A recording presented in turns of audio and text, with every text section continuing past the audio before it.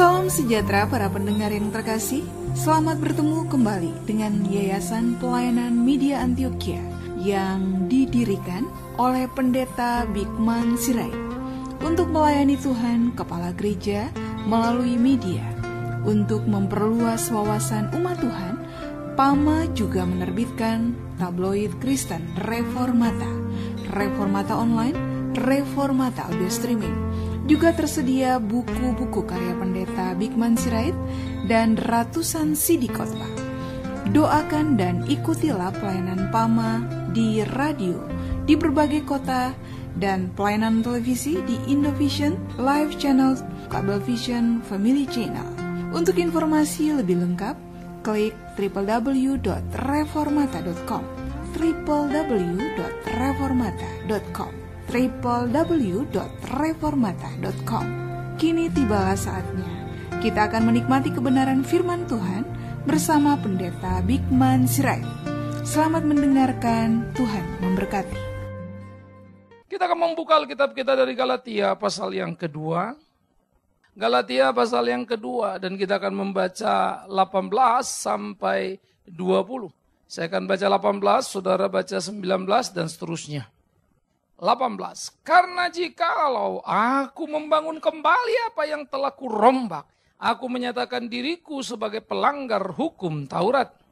Namun aku hidup, tetapi bukan lagi aku sendiri yang hidup, melainkan Kristus yang hidup di dalam aku, dan hidupku yang kuhidupi sekarang di dalam daging adalah hidup oleh iman dalam Anak Allah yang telah mengasihi aku dan menyerahkan dirinya untuk aku.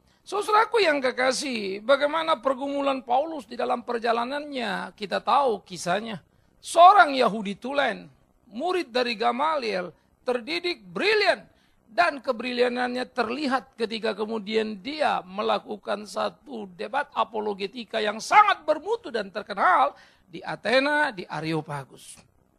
Saudara-saudara, debat itu menjadi satu jawaban keunggulan pemikiran Kristen melawan pemikiran dunia yang pada waktu itu pusatnya memang ada di Yunani sebagai pusat filsafat dan pemikiran-pemikiran yang sangat progresif di dalam kemajuan yang luar biasa. Paulus mencengangkan, membuat mereka tak lagi mampu mendebatnya. Paulus yang sangat luar biasa di dalam Taurat dan sangat bergairah karena Taurat dan berusaha untuk memaksimalkan dirinya dalam pelayanan Taurat sehingga ia tidak segan-segan untuk membantai, membunuh orang yang dianggapnya menjadi ancaman terhadap Taurat, termasuk murid-murid Tuhan Yesus. Diyakini dia hadir dalam pembunuhan Stefanus, ada di sana. Dan bagaimana dia sedang memegang satu surat untuk pembantaian ketika Tuhan datang menemuinya. Perjalanan yang sangat heroik, perubahan radikal terjadi pada Paulus, tapi tidak mendadak besok dia langsung khotbah. Paulus ada 3,5 tahun kurang lebih di daerah Arab. Pergumulan pengasingan diri menjadi pembelajaran yang paling penting. Karena ternyata pertemuan dan pelayanan dengan Tuhan bukan sekedar seberapa besar kapasitas otak kita, tapi seberapa dekat hubungan kita dengan dia. 3,5 tahun orang pintar itu belajar dan bergumul mengenal Kristus yang hidup itu. Saya selalu memikirkan diperlukan sebuah modal kerendahan hati yang tinggi untuk diam belajar akan kebenaran. Diperlukan sebuah kebesaran jiwa untuk tidak merasa pintar dari segala-galanya, tapi rela untuk tunduk dan memperhatikan apa yang perlu. Menemukan pemaknaan pelayanan itu. Itulah menjadi satu semangat yang sangat luar biasa. Hidupku bukan aku lagi. Oleh karena itu Paulus sedang berdebat pada orang-orang di Galatia yang memang selalu kekristenan digerecokin di sana. Ketika orang-orang sudah belajar iman Kristen, masih saja ada yang kemudian berbicara tanpa sunat. Maka keimanan kita akan sia-sia. Tanpa sunat kita tidak akan selamat. Dan Paulus mengkritik mereka. Kenapa lagi kau tambahkan dan kau bebani itu? Dan Paulus sempat menyatakan perasaan kecewanya terhadap orang-orang Galatia yang terlalu mudah berpindah-pindah dan goyah dalam keimanannya. Saya kira kekecewaan sama akan terus mengalir pada siapapun yang cinta kebenaran dan mau berkhotbah. Karena tiap kali kita berkhotbah, tiap kali kegoncangan ada. Tiap kali kita berkhotbah, tiap kali pula jemaat pasang surut. Dan selalu tidak bisa untuk komit terhadap sebuah ajaran yang prinsipil. bergoyah ke kiri ke kanan berdasarkan konteks yang ada. Oleh karena itu teriakan Paulus menjadi satu teriakan yang penting dan dia berkata, bagaimana mungkin aku kembali untuk merombak segala sesuatu yang telah kurombak itu. Lalu aku mau langsung lagi ke situ. No! Tapi Paulus mau mengatakan bagaimana pergumulan kehidupannya. Dia dulu adalah pengabdi Taurat yang berpusat kepada diri dalam konteks keagamaan yang begitu kokohnya. Tetapi sekarang dia sadar, ia tidak boleh lagi seperti itu. Ia harus menjadi seorang murid yang berpusat kepada Kristus Tuhannya. Bagaimana kebangunan agama yang dipahami dengan cara salah, ini yang sedang dikatakan Paulus, bukan Tauratnya yang salah. Tetapi seakan-akan sebagai pelaku Taurat, ketika dia melegalitas segala sesuatu untuk menghubisi orang-orang yang berurusan dengan Taurat sekarang, dia bertemu dengan Kristus dengan semangat yang amat sangat berbeda. Oleh karena itulah, dia mengatakan di puncak kehidupannya, aku telah mati oleh hukum Taurat untuk hukum Taurat. Artinya, memang hukum Taurat membuat kita tidak akan pernah hidup. Hukum Taurat membuat kita mati. Karena tidak satu pun kita mampu memenuhi tuntutan hukum Taurat. Injil membuat kita hidup. Karena Injil melakukan pengampunan penebusan dosa oleh Kristus yang luar biasa itu. Taurat memberi perintah. Kerjakan ini dan itu. Tetapi siapa yang mampu menjalaninya? Enggak ada yang lulus. Hukum Taurat, hukum dosa adalah hukum membuktikan manusia berdosa. Itu maksudnya. Bukan Tauratnya yang salah. Bukan Tauratnya yang dosa. Tapi hukum itu membuat kita berdosa sehingga Paulus berkata kepada orang Roma, ketika kita mencuri dan disebut berdosa, kenapa? Karena ada hukum yang mengatakan, jangan mencuri, jangan menginginkan milik sesamamu. Dan kita berdosa ketika mempunyai keinginan itu. Kenapa kita berdosa? Taurat telah membuat kita berdosa. Kapan kita bisa beres? Tidak akan pernah, karena kita tidak pernah bisa memenuhi tuntutan hukum Taurat. Sekarang Injil dinyatakan. Terpujilah Tuhan yang memerdekakan. Kalau begitu aku dulu berpacu dengan sekuat tenaga supaya bisa memenuhi hukum Taurat yang tidak bisa kulaksanakan. Aku mengejar apa yang tak mungkin kugapai dan kumiliki. Sekarang dia memberi yang aku tidak mungkin miliki. Apalagi yang harus kupikirkan. Dulu aku mengejar yang tak mungkin kulakukan. Sekarang dia memberi apa yang kupertahankan. Itu sebab hidupku bukan aku lagi. Melainkan Kristus yang hidup di dalam aku. Sebuah pencarian dan penemuan yang hebat, saudara. Menemukan diri di kehilangan diri, itu menjadi suatu pikiran yang sangat serius. Menjadi orang Kristen, to be nothing. Bukan to be everything. Tapi semangat yang kita gembar-gemborkan, gairah yang kita tumbuh kembangkan, selalu bagaimana kita to be everything. Ikut Tuhan, semua yang kau akan mulus, dapat ini, dapat itu. No! Ikutlah Kristus dan belajarlah melepas ini dan itu. Baru yang kau layak disebut pelayan. Kalau kau masih berpikir, ikut Yesus dan mendapatkan ini dan itu. Apakah kau tidak malu menyebut dirimu pelayannya? Kalau kau melayani untuk kehormatan buat dirimu, tidakkah kau malu menyebut diri pelayannya? Itu sebab saya suka ketika Kristus mengajarkan kehambaan. Seorang hamba pulang kerja dari ladang, lalu dia masuk ke dalam rumahnya. Lalu tuannya bilang, kau baru pulang langsung sediakan makanku. Si hamba itu tidak berhenti membersihkan diri, langsung diurusnya semua. Dia tidak akan berkata, aku capek. Sesudah kemudian semua selesai, dia juga tidak berkomentar dan minta dihargai. Dia akan berkata, aku ini hanya hamba. Aku ini hanya orang yang tidak berguna. Kulakukan apa yang harus kulakukan. Dan tidak memerlukan penghargaan. Itu semangat seorang hamba. Seorang budak yang sudah dibeli hidupnya oleh majikannya. Bahkan nyawanya pun milik majikannya. Masa depannya, hari-harinya, hidupnya, matinya, milik majikannya. Tidakkah kita tepat dalam gambaran itu? Kita adalah hamba Kristus yang sudah dibelinya dengan darah yang tunai. Kita tidak berhak lagi atas hidup kita. Mati kita ada di dalam Dia, punya Dia. Bagaimana mungkin kita berkata, Tuhan harus begini, Tuhan harus begitu. Bagaimana mungkin kita berhitung, aku sudah begini, aku sudah begitu. Dan aku akan minta dihormati dan dihargai. Mana mungkin kalau betul kita hamba Kristus. To be nothing. Bukan semangat kekristenan kita, susah. Semangat kekristenan kita lagi-lagi saya bilang to be everything. Kita from nothing mau menuju ke everything. Padahal perjalanan kekristenan adalah from everything go to nothing. Siapa yang suka? Tidak ada. Kita sekolah dimanapun. Tidak ada kita ikut nilai apapun yang mengajarkan to be nothing.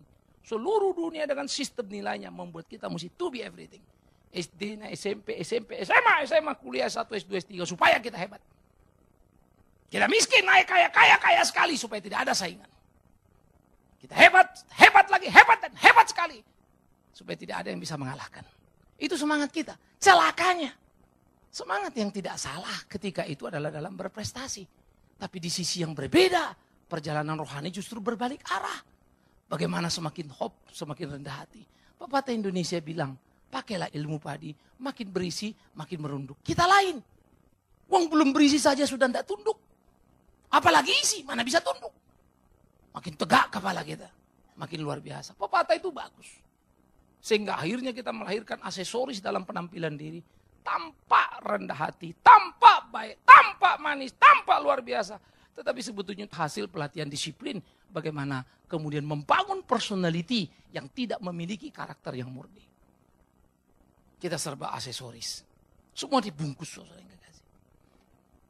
Celakalah kalau kekristenan adalah bungkusan-bungkusan kerendahan hati. Karena nggak ada gunanya. Tuhan mau yang original. Karena itu perkelahian kita dengan diri kita harus kuat. Bagaimana kemudian kita belajar menemukan kesejatian kita. Aku, bukan aku. Maka Alkitab mengajarkan kepada kita, ikutlah Kristus dan sangkal dirimu. Pada waktu kita memikirkan konteks itu, aku bukan aku tapi Kristus di dalam hidupku. Langkah pertama adalah menyangkal diri. Maka dalam pertemuan kita dengan Tuhan, bagaimana kita bisa menyangkal diri? Dengar kalimat ini. Semakin dalam engkau mengenal Dia, maka semakin terbukalah mata kita. Betapa busuknya kita. Betapa tidak berartinya kita. Itu akan membuat kita terpuruk. Baru mulai belajar menyangkal diri. Tapi waktu kita menyangkal diri kita, seringkali kita gagal. Membuat kita makin malu lagi, makin jatuh lagi, makin dalam lagi, makin berpikir lagi. Jangan pernah menepuk dadamu untuk apa yang bisa kau kerjakan. Karena itu pun kemurahannya. Ketika kita bisa melakukan apapun, itu belas kasihannya. Pengen pun kita bikin sesuatu, pengen pun kita melakukan sesuatu. Kalau dia tidak buka jalannya, keinginan kita tidak akan pernah terwujud. Walaupun itu kita sebut pelayanan.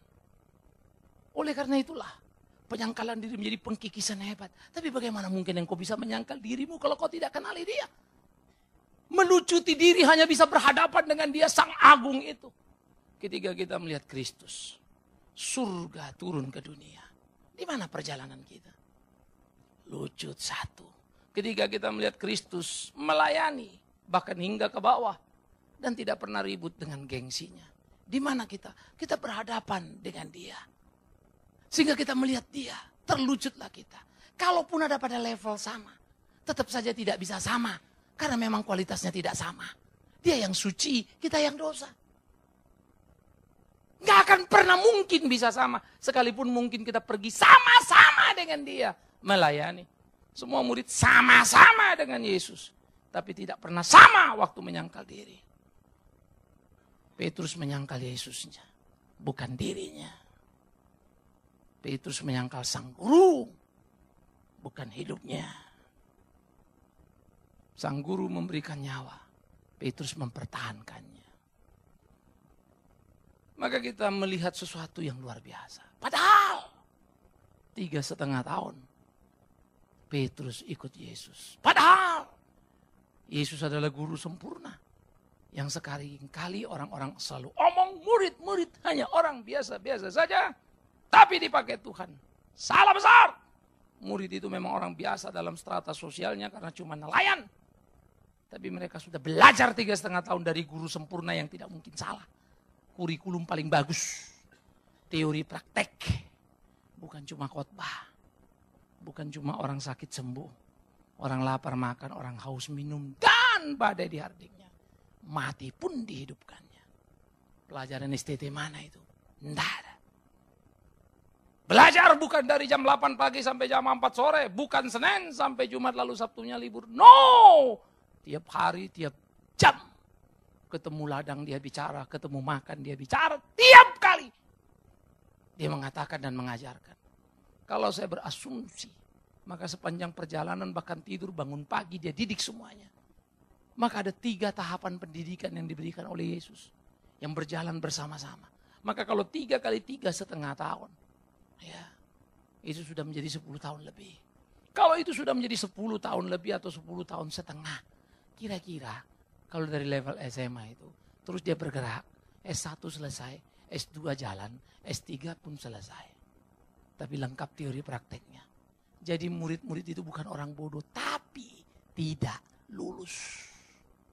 Ternyata tahu pun tidak menyelesaikan persoalan. Tahu pun tidak bisa meluluskan, bagaimana kemudian kita menyangkali diri. Lalu muncullah pertanyaan serius. Mau apa lagi? Itu sebab kalau kita pikir kita belajar, kita sudah selesai. Apalagi belajar sedikit, sungguh memalukan. Tidak akan pernah. Lalu bagaimana biar selesai? Itulah hebatnya. Di dalam perjalanan yang dilakukan para murid. Kebangkitan Kristus mengulang kembali. Sehingga anugerah dinyatakan dan diberikan. Roh Kudus membuat mereka berani dan luar biasa. Pertemuan pribadi membuat penyangkalan diri itu berhasil. Tanpa pertemuan pribadi, usaha segigi apapun tidak akan membawa kita pada penyangkalan diri.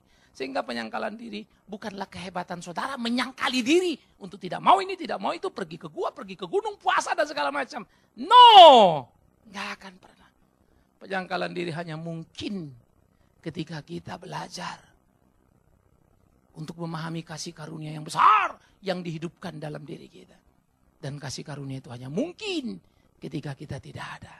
Dalam ketiadaanlah dia ada. Saudara-saudaraku, seorang pemikir besar, Kongfucu. 2500 tahun yang lampau atau lebih dari 500 tahun sebelum Kristus datang ke dalam dunia ini. Ia mengajarkan satu pemahaman filosofi yang sangat dalam dan sangat Kristiani. Ada yang tiada. Kongfucu berkata, lihatlah. Yang tiada tapi ada. Tapi yang ada itu tiada. Kau harus bijak untuk mengerti. Hai murid-muridku. Kalau kau lihat yang ada itu ada. Itu penglihatan orang biasa. Lihat yang tiada itu ada. Itulah orang yang belajar kehidupan. Apa yang disebutkan Kongfucu? Dia berbicara tentang sesuatu yang tidak terlihat. Ketika kita masuk ke ruangan, kita akan komentar. Kalau kita diminta komentar pasti apa yang terlihat, bukan? Ada kursi, ada ini, ada semua kita komentar. Entah ruangnya, entah desainnya, entah apa. Plus minus lah di situ komentar kita. Nyaris sedikit orang berpikir yang tiada. Apa yang tiada? Ruang kosong. Ruang kosong ada? Ya enggak ada dong. Tapi kalau ruang kosong tidak ada, maka yang ada juga tidak ada. Karena ruang kosong ada, baru yang ada bisa ada. Di ruang kosong kursi bisa masuk. Dia tidak bisa masuk di ruang isi. Sehingga ruangan memerlukan kebesaran jiwa untuk tiada. Dan tidak ada yang menghargainya. Dekorasi dan lain-lain yang diperhatikan orang. Itu hidup. Saya berpikir selalu Kongfucu bukan Kristen. Tetapi pemikirannya begitu dalamnya. Karena muncul persoalan kedua, bagaimana kemudian kita bisa berjiwa besar seperti sebuah ruang kosong itu. Yang nothing itu. Sehingga ketika diisi orang tidak berterima kasih kepada orang kosong. Tapi syukur ada kursi bisa duduk. Syukur ada pajangan yang manis. Syukur ada fasilitas-fasilitas. Itu yang kita ributkan. Kita tidak pernah melihat ruang kosong yang rela diisi dan dilupakan. Ada yang tiada. Sebuah roda dinikmati tiap orang. Tapi lupa, roda tidak berbakti. Roda tidak bernilai. Kalau tidak ada ruang kosong. Tempat as untuk masuk dan memegang roda itu. Ruang kosong yang diabaikan. Itu yang paling penting. Karena itu yang paling menentukan. Dalam analogi filosofi yang disampaikan oleh Kongfucu. Maka kalau kita menyorot ke depan, seharusnya kita malu sebagai orang Kristen. Bagaimana mungkin kita tidak menemukan kebesaran berpikir seperti itu. Untuk memahami keimanan kita. Puji Tuhan. 500 tahun sesudah Kongfucu. Paulus memberikan jawaban yang besar. Adapun hidupku ini bukan aku lagi. Tapi Kristus yang hidup di dalam aku. Ada yang tiada. Maka dia bertanya. Di ruang yang tiada. Ketika sesuatu ada. Apakah yang ada? Itu menjadi pertanyaan serius. Kalau yang ada itu kursi. Kalau yang ada itu sesuatu. Kalau yang ada cuma nilai. Bingkai itu. Paulus memberi makna. Yang ada di tiada. Itu Kristus. Kongfucu pernah berbicara kepada murid-muridnya ketika ditanya tentang kematian. Muridku. Hidup pun belum selesai kita pelajari. kenapa engkau tanya kematian? Paulus menjawab, hidup adalah Kristus, mati adalah keuntungan. Tidakkah dia melompat jauh, saudara? Bukan saja melewati Kongfucu yang memang ada di belakang zamannya, tetapi dia sudah mengantisipasi masa kini dan menggugurkan seluruh pendapat modern yang muncul di kemudian hari. Betapa hebatnya, betapa dahsyatnya, betapa bangganya menjadi orang Kristen, betapa bangganya punya Alkitab. Tetapi sayang, berapa banyak orang yang bangga dan menemukan mutiara yang besar itu. Ada yang tiada. Itulah penyangkalan diri. Sehingga Kristus ada di dalam kita. Akan semakin nyata Kristus ketika kita semakin tidak nyata. Akan penuh dia ketika kita tiada. Relakah kita dikikis satu demi satu? Kebanggaan kita, kepuasan kita, harga diri kita yang kita bangun dengan cara yang salah. Relakah kita menjadi tiada supaya dia ada di dalam hidup kita? Ini pergumulan serius yang harus kita perkelahkan. Yang harus kita perjuangkan. Bagaimana berkelahi dan bergumul di dalam kehidupan. Saudara-saudaraku yang dikasihi oleh Tuhan Yesus Kristus. Ada yang tiada adalah sebuah kehormatan yang bernilai tinggi yang harusnya kita capai. Tapi ingat, untuk menjadi ada di dalam ketiadaan, hidup kita mesti dicopoti satu-satu. Pelayanan ini bukan soal kau siapa. Masa aku terus yang melayani, yang lain gak mau? Kalimat itu berhentikan. Yang lain boleh pergi dan lari, bahkan berpesta. Tetap kau di situ dalam penderitaan yang susah. Kalaupun itu menderita dan terbakar. Jangan pernah tinggalkan itu. Kecuali memang kau bukan pelayannya. Yang lain tidak mengerjakan tugasnya, hanya aku. Stop! Kalimat itu. Kau tidak berhak menggugat itu. Kerjaan 10 orang tertumpuk pada bahumu. Kerjakan. Karena lebih dari 10 kesalahanmu sudah dibereskannya. Kalau memang kau pelayannya. Comot. Aku tidak suka ini, aku tidak suka ini. Tidak ada tidak suka. Belajar. Kau harus menyukai semuanya. Untuk melayani dia. Untuk melengkapi dia. Saya mengajar. Saya bangun falsafah saya. Jangan pernah mengajar kalau tidak berani belajar. Guru-guru sudah mengkhianati. Dosen-dosen sudah mengkhianati panggilannya. Ketika dia mengajar ulang dari tahun ke tahun hal yang sama. Tapi tidak berkembang dalam hidupnya. Guru-guru, dosen-dosen, pengkhianat. Kalau dia mengabaikan berbagai pertanyaan dan tidak berani berdebat untuk menguji logikanya. Seharusnya tiap guru rela terkoreksi. Baru jadi guru yang hebat dan melahirkan murid yang hebat. Seharusnya tiap guru terus beregenerasi dalam sepanjang tahun pengajarannya. Dan dia semakin mendalam dan luar biasa. Itulah guru. Orang yang berani mengajar harus berani belajar. Tidak berani belajar, jangan pernah mengajar. Pengkhianat. Orang yang berani melayani harus berani menyangkal diri. Tidak berani menyangkal diri, jangan pernah melayani. Pilih hidupmu daripada tanggung-tanggung. Suam-suam kuku atau dimuntahkan. Lebih bagus nikmati dunia ini. Berdosalah sepuasmu. Toh neraka sudah pasti. Tapi kalau kau mau ke surga, jangan pernah beli tiket murah, karena memang tidak ada. Sangkal dirimu, mahal, yes. Ayo kita berkelahi. Saya selalu ingatkan musuh paling besar kita, diri kita. Copot. Semakin terhilang kita, semakin nyata Kristus di hidup kita. Kristus ada di ketiadaan diri kita. Itulah Kristen. Tidak terlalu penting berapa ukiran karya yang kita kerjakan.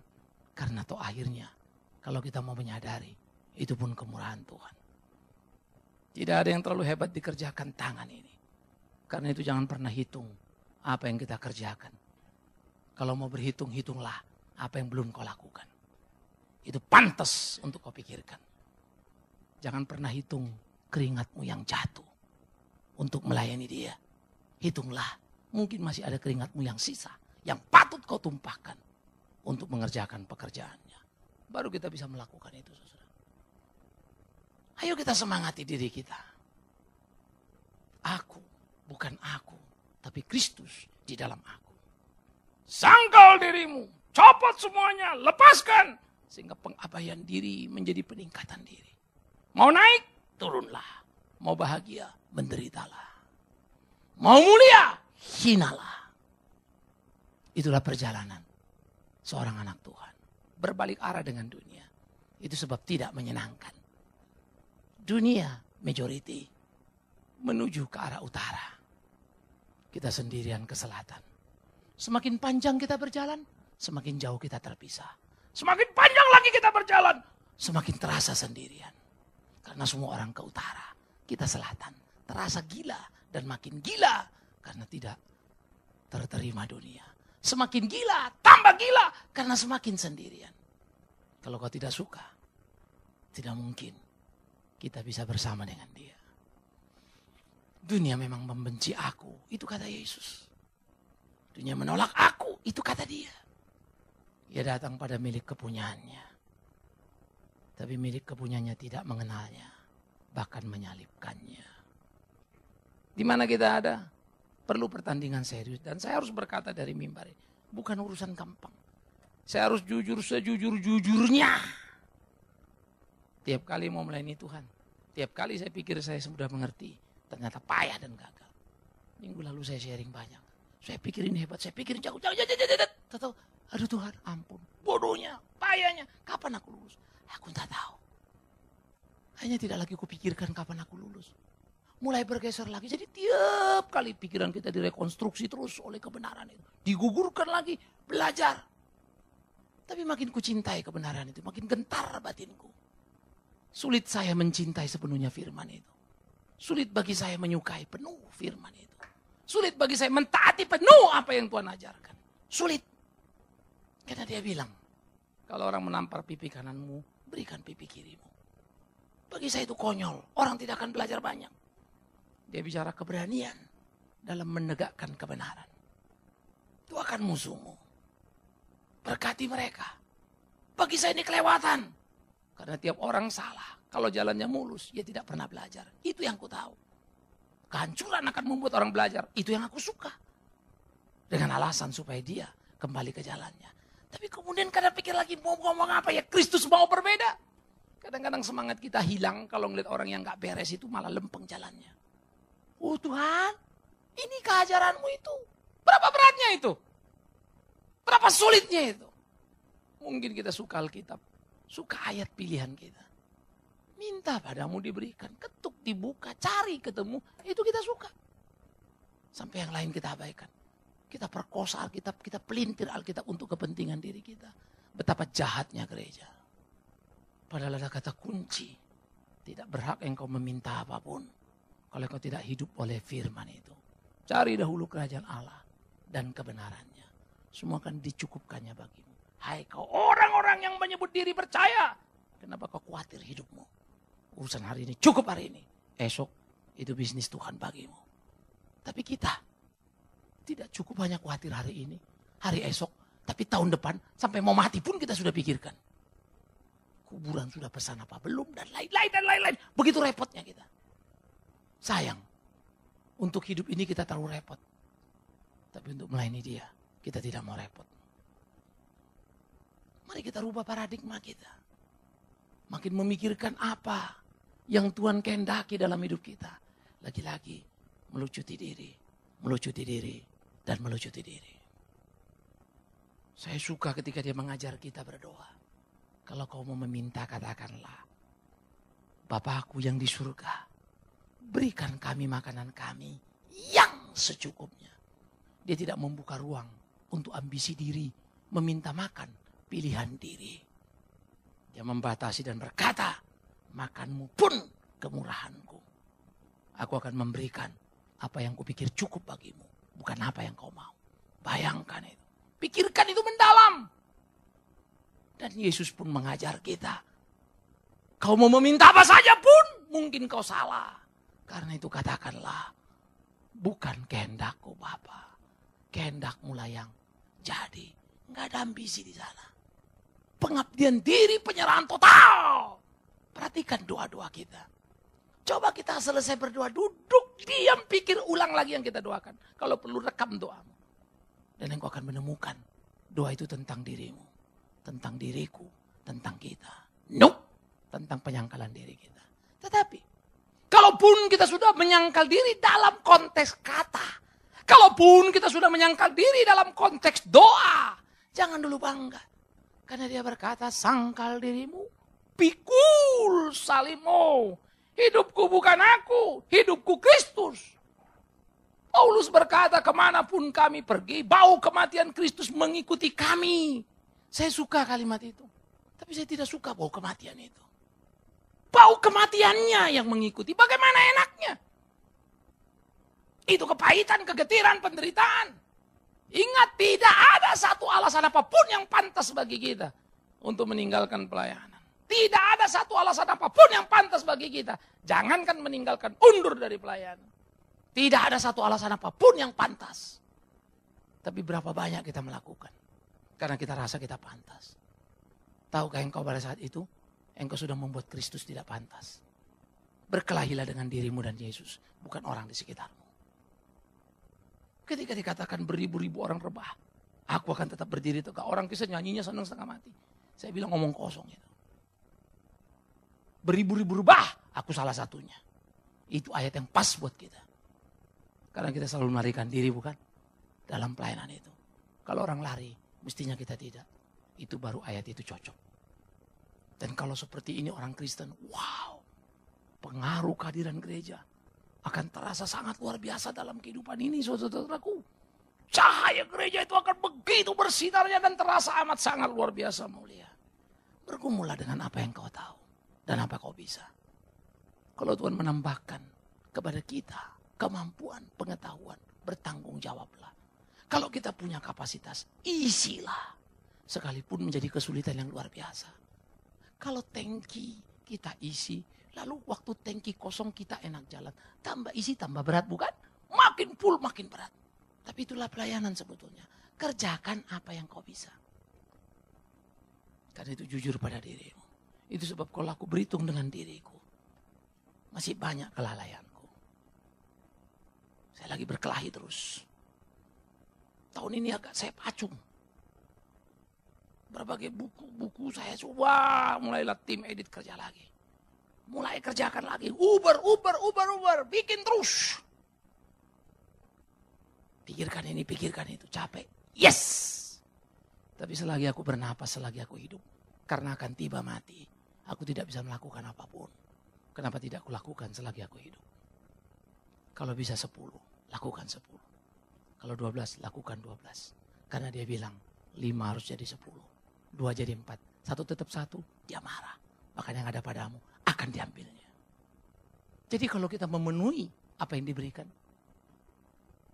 maka kita sedang berjalan. Sudah pikul salib? Belum. Karena kau baru lakukan apa yang dia mau. Tetapi harus ada tahap berikut apa? Ketika kau layani dia biarkan kau sakit di sana. Karena apa yang disuruhnya, itulah salib. Maka kau akan tetap di situ. Yesus harus memikul pergumulan yang berat itu. Kalau boleh cawan ini lepas. Karena terlalu berat. Diminumnya cawan terpisah dari bapaknya. Kita melayani tadi sudah lakukan semua. Ironis. Nggak dihargai orang. Orang kan selalu melihat apa yang lemah dan kurang pada dirimu. Terlalu sedikit di kolong langit ini orang yang bisa melihat apa kelebihanmu. Tapi kalau semua orang melihat kelebihanmu terus-menerus, itu pun bahaya. Tapi kalau semua orang melihat terus-menerus kelemahanmu, kau pun kecewa. Karena itu, hidup yang pasti tidak pernah ada di kolong langit ini. Pikullah salibmu. Kalau begitu, apakah enaknya ikut Tuhan, saudara-saudaraku? Nikmat mengikut Tuhan adalah penghargaan yang hebat ketika diizinkannya kita mengikuti jalan salibnya. Kebahagiaan, keunggulan yang luar biasa dalam kehidupan adalah ketika Tuhan mengizinkan kita memikul salibnya. Tidak ada yang lebih terhormat daripada itu. Kami bersyukur, kata Paulus, karena boleh menderita untuk dia. Saya selalu kalau suka baca Alkitab, saya pikir ini rasul pada maniak semua. Gila betul. Masa gak ada ruang kita mau jadi enak? Tetapi ternyata kerelaan memikul salib. Keberanian menyangkal diri. Itulah kebahagiaan. Saya kasih tahu begini. Kalau kita sudah tidak terlalu terikat pada nomor-nomoran, hebat-hebatan, gagah-gagahan. Saya rasa apapun yang kita punya, kita sudah oke ya. Thanks God, thanks God. Justru kita menderita sengsara karena berlomba dengan sekitar kita. Dia beli A, aku mesti beli B. Dia beli C, aku mesti beli D. Terus kita berkompetisi gila. Nggak tahu siapa lawan kita. Semua menjadi pacuan yang gila luar biasa. Nggak tahu kita mau kemana. Berapa kali kita makan dalam satu hari? Berapa kali snack yang kita butuhkan? Berapa biaya yang kita perlukan? Berapa yang kita punyai untuk itu? Ketika banyak lebihnya, untuk apa kita pakai? Menambah comfort zone kita, kenikmatan hidup kita. Kita tidak pakai itu menambah amunisi pelayanan kita. Ayo berkelahi, pikirkan itu. Itu yang mesti kita lakoni dalam hidup kita, saudaraku. Kita berurusan dengan Dia. Tuhan yang menciptakan kita. Sangkal dirimu, pikul salibmu, sehingga aku, bukan lagi aku, tapi Kristus yang hidup di dalamku. Aku hidup hanya beriman kepada anak Allah itu. Kulakukan apa yang Dia mau, karena itulah hidupku. Kehormatanku adalah boleh memikul salibnya. Kebahagiaanku adalah boleh merasakan apa yang dirasakannya. Itu sebab di dalam jeritannya, ketika Petrus dalam tradisi gereja mati tersalib, kepala di bawah, kaki di atas. Apa kata Petrus? Aku tidak layak mati seperti ini. Terlalu mulia. Gila betul. Tersalib kepala di bawah, terlalu mulia. Sementara kita semua selalu berdoa supaya mati dalam ketenangan yang luar biasa. Mati kebetulan lagi tidur dan tidak bangun. Mati supaya disambut orang dan seterusnya. Itu yang kita mimpikan. Bahkan nisan yang sebetulnya sudah tidak ada guna. Karena cuma batu putih yang tercelah. Itu pun kita mau buat dari bahan yang paling mahal luar biasa. Pada waktu saya pergi ke pemakaman dari seorang rekan. Orang tuanya meninggal. Lalu dia tunjukkan ini si Anu, ini si Anu. Si Anu di sini, Pak. Nah, yang mana kuburannya? Yang itu. Loh ini pagarnya mana? Loh gede banget ya. 3.000 meter, Pak. 3.000 meter untuk dia sendiri. Emang dia mau bangun main golf? Buat apa? Saya juga gak ngerti. Bahkan sudah mati pun. Kita masih berusaha sombong dalam tanda petik. Mungkin kita bilang, kan bukan yang mati, Pak. Itu kan keluarganya. Kau pikir dia meninggalkan. Apa yang ditinggalkannya untuk apa? Kristenkah kita? Ketika kita tidak berani belajar, cukup belajar baik-baik. Kerjalah gigi. Rezeki datang limpah. Puji Tuhan. Tapi itu bukan untuk kau simpan. Layani Dia. Dia beri kesempatan berarti kita melayani lebih banyak lagi dengan banyak rezeki yang dikasihnya. Saya selalu memahami apa yang Tuhan berikan pada saya adalah kesempatan untuk melayani Dia. Apakah Yesus bisa memberimu uang? Kenapa tidak? Layanilah Dia. Biar Dia mengurus hidupmu. Apa kau takutkan? Biar Dia mengurus hidup kita. Apa yang kau ngerikan? Buat apa kau mempertahankan nyawamu? Kalau engkau akan kehilangannya. Tapi belajarlah kehilangan nyawamu. Karena engkau akan mendapatkannya. Aku akan memberikan hidup kepada orang yang mau hilang hidupnya. Memang pemikiran ini lagi-lagi. Saya juga sangat ngerti kok kalau orang gak suka. Karena dulu pun saya gak suka. Sekarang pun saya belum suka-suka banget. Masih belajar suka. Betul kaki saya makin melangkah mendekati rasa kesukaan itu. Tapi harus kukatakan aku belum seperti para rasul itu. Masih ada sisi-sisi lain. Yang kadang kupikir mestinya begini nih. Mestinya begini nih. Tentang diriku ini. Maka kupikir aduh kacau. Mestinya aku seperti rasul. Itu sebab saya selalu jengkel dengan diri saya. 10 ku pelajari, 10 pengetahuanku terus bertambah dalam mengiring Tuhan. Tapi heran, perubahan hidupku 3, 4, 5 udah bagus itu. Jadi pertambahannya cepat setengah mati, kok perubahannya lelet setengah mati. Saya kesel. Lalu dalam dialog pribadi aku suka membela diri, ya Tuhan kau tahu lah. Minimum kan aku lebih baik dari kemarin. Tapi kan dia kasih tahu aku banyak. Mestinya aku gak boleh stop dong. Jadi aku keteteran juga dengan berkatnya dia. Karena dia menuntutku terlalu banyak. Karena aku juga kurang suka. Tapi aku tahu itu betul. Pikirkanlah perkelahian dalam diri kita ini. Saya harap itu hidup dalam pergumulanmu, saudaraku. Kalau kalian tanya saya pendeta baik apa enggak. Demi Tuhan yang hidup, aku bukan pendeta yang baik. Dari apa yang ku tahu. Dari Alkitab yang ku baca. Dan aku akan bergumul seumur hidupku. Entah kapan pencapaian itu. Tapi yang aku tahu, mesti ku lakukan apa yang dikatakan Alkitab yang ku pelajari. Dan aku dicerahkannya, aku mengerti kebenaran itu. Tapi aku belum berani ke situ. Itu sebab aku berkata, aku kurang baik. Kalau kau bandingkan hidupku dengan dulu, lebih baik dari dulu. Tapi bukan itu bisnisku. Bisnisku adalah melakukan apa yang Tuhan mau. Jadi susah ya. Sehingga saya nggak mau kasih ruang untuk ngeliat ke belakang. Nanti saya akan besar kepala. Lalu lihat ke depan, kecil melulu rasanya. Ini gimana nih? Ya tergantung. Kalau dosa itu lagi datang, ya ngeliat ke belakang. Ceritalah soal belakang. Sedikit bangga lah. Kalau lagi lempang lihat ke depan, baru kaget. Berat ya?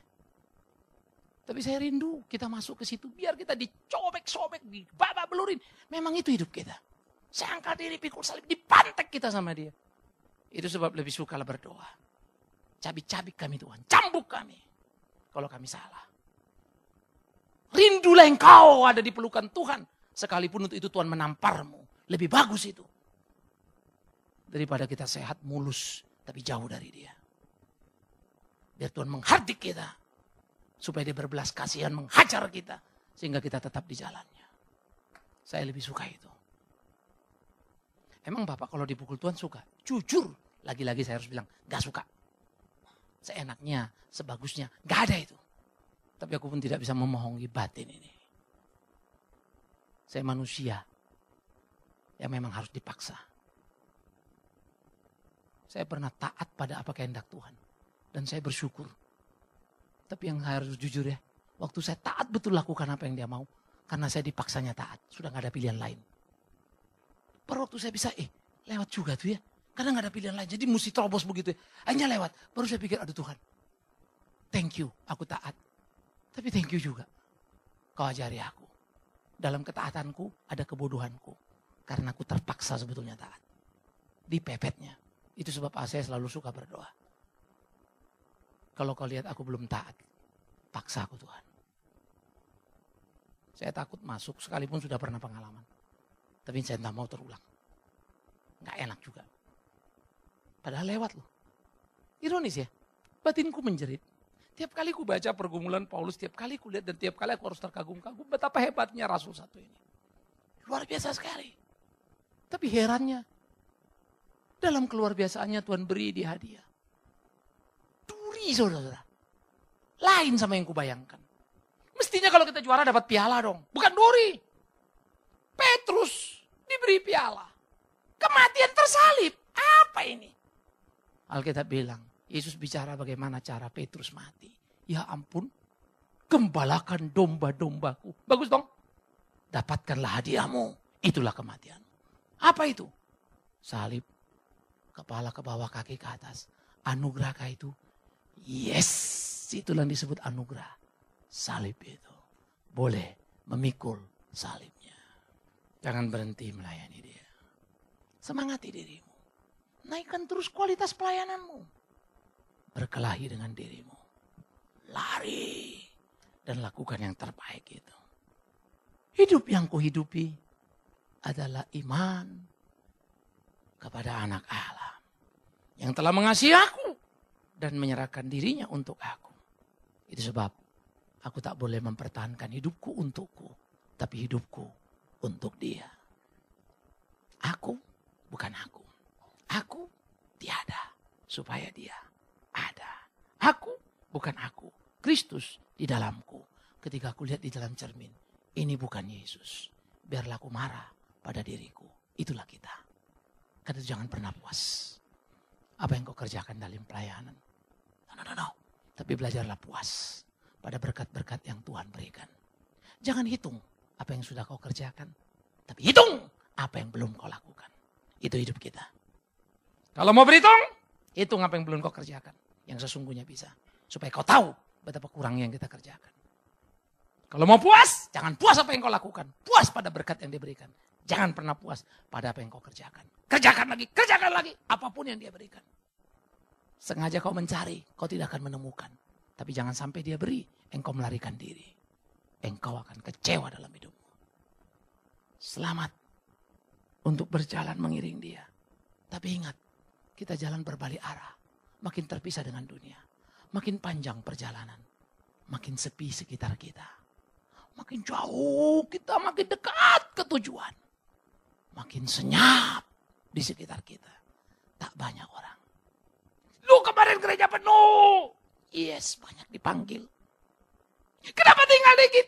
Ya, sedikit yang dipilih.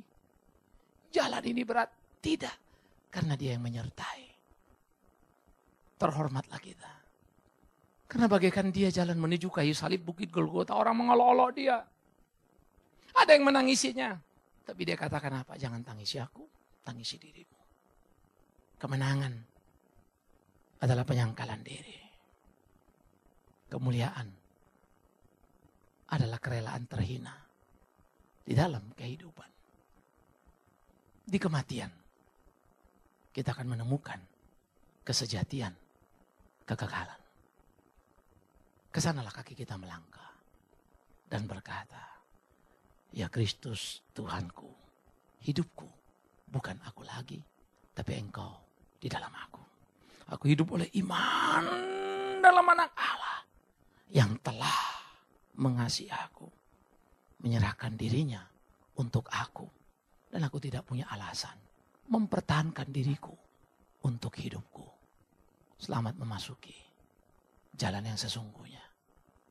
Menakutkan, ya. Mengerikan, sangat. Haruskah ke sana? Tidak ada pilihan lain. Jangan berbasa-basi bergereja. Jangan cari gereja yang menyenangkan telingamu. Engkau telah penipu-penipu rohani dalam hidupmu. Siapapun yang pergi ke satu tempat hanya cocok untuk telinganya. Demi Tuhan yang hidup dari sini aku bicara. Celakalah engkau. Karena kalau yang dikatakan Paulus, orang hanya akan mencari apa yang menyenangkan kupingnya. Carilah apa yang benar yang diajarkan Alkitab. Amin.